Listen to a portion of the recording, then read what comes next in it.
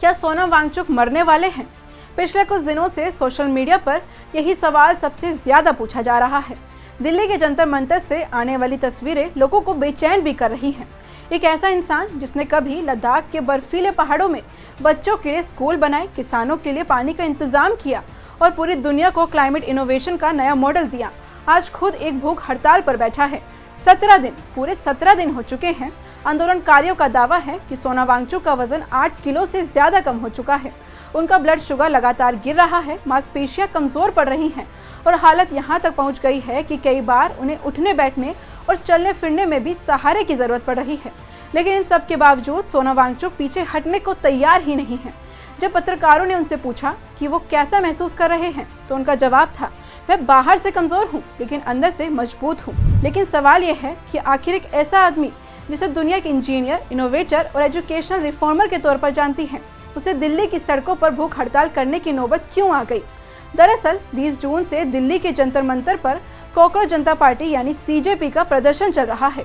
इस आंदोलन की शुरुआत ऑनलाइन सटायर ग्रुप के तौर पर हुई थी, लेकिन अब ये देश की शिक्षा व्यवस्था पर बड़े सवाल में बदल चुका है। सीजेपी के संस्थापक अभिजीत दीपके और उनके समर्थकों की मांग है कि नीट पेपर लीक मामले में केंद्रीय शिक्षा मंत्री धर्मेंद्र प्रधान नैतिक जिम्मेदारी लेते हुए इस्तीफा दे दें। प्रदर्शनकारी ये भी कह रहे हैं कि देश की शिक्षा व्यवस्था में बड़े बदलाव की जरूरत है। इस आंदोलन के समर्थन में सोनम वांगचुक ने भूख हड़ताल शुरू की थी, लेकिन अब ये सिर्फ एक विरोध प्रदर्शन नहीं रह गया। अब ये सरकार और सिस्टम से जवाब मांगने की लड़ाई बनती जा रही है।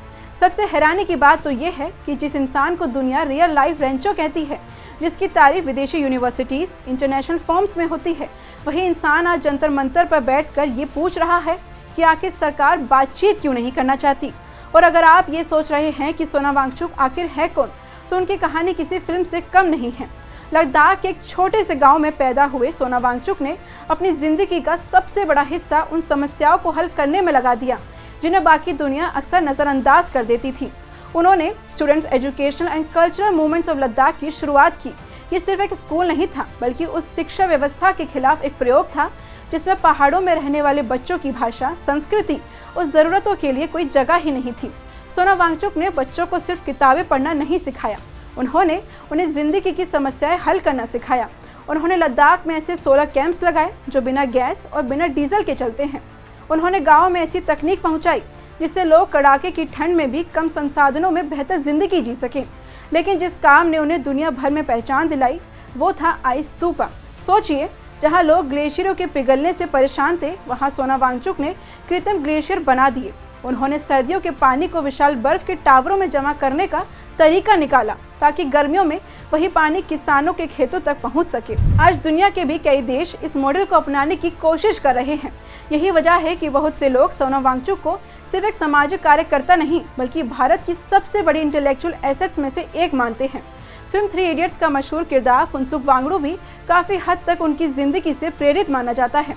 हालांकि खुद सोनम वांगचुक कई बार कह चुके हैं कि उनकी पहचान सिर्फ किसी फिल्म किरदार तक सीमित नहीं है, लेकिन पिछले कुछ वर्षों में उनकी पहचान एक एक्टिविस्ट के तौर पर बनी है। लद्दाख को लेकर उनकी मांगे नई नहीं हैं। वे लंबे समय से वहां के पर्यावरण, संस्कृति और स्थानीय लोगों के अधिकारों को लेकर आवाज उठाते रहे हैं। उनका कहना है कि हिमालय कोई खाली जमीन नहीं है, बल्कि करोड़ों लोगों की जिंदगी का आधार है। पिछले साल जब उन्होंने लद्दाख के मुद्दों को लेकर प्रदर्शन किया था, तब उन्हें हिरासत में लिया गया।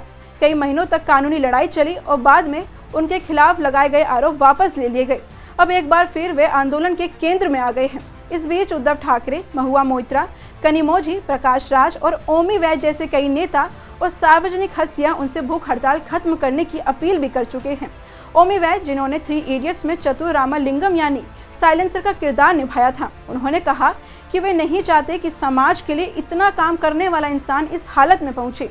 लेकिन सोनम वांगचुक का जवाब अभी भी वही है, मुझसे मत पूछिए कि मैं भूख हड़ताल कब खत्म करूंगा, सरकार से पूछिए कि वो बातचीत क्यों नहीं कर रही।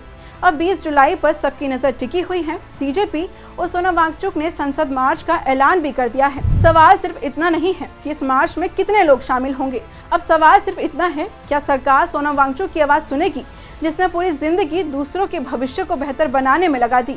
क्योंकि जंतर मंतर पर बैठा हुआ इंसान सिर्फ भूखा नहीं है, बल्कि सरकार से जवाब मांग रहा है। ऐसी ही तमाम खबरों से जुड़ी एक्सप्लेनर वीडियोस के लिए इंडिया हेडलाइंस टीवी को सब्सक्राइब करना बिल्कुल मत भूलिए।